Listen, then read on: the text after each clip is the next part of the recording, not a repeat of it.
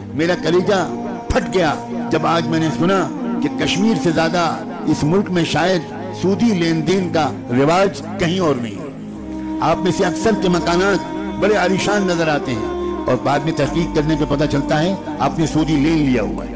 آپ بہت سی چمچماتی ہوئی کاروں میں سوار ہوتے ہیں، باہر سے آنے والا خوش ہوتا ہے کہ ہمارے کشمیری بھائی ماشاءاللہ بہت خوشحال ہیں، اور تحقیق کرنے پر معلوم ہوتا ہے ان میں سے 80% کاریں بینک سے لون لے کر لی ہوئی ہیں۔ آپ اللہ سے جنگ کا اعلان کیے ہوئے ہیں، فَأَذَنُوا بِحَرْبٍ مِّنَ اللَّهِ وَرَسُولِهِ۔ میں آپ سے بہت صاف لفظوں میں کہنا چاہتا ہوں، زنا پر خدا نے اعلان جنگ نہیں کیا، شراب پر خدا نے اعلان جنگ نہیں کیا، جھوٹ پر اعلان جنگ نہیں کیا، لیکن سودی لین دین کے بارے میں کہا ہے آ جاؤ میرے مقابلے میں، اب میں تم سے جنگ کروں گا۔ اللہ سے لڑنے پر آمادہ ہیں آپ۔ اس کے بعد کہتے ہیں کشمیر کے سیاسی حالات خراب ہیں، اس کے بعد کہتے ہیں کہ حکومتیں ہم پر ظلم کر رہی ہیں۔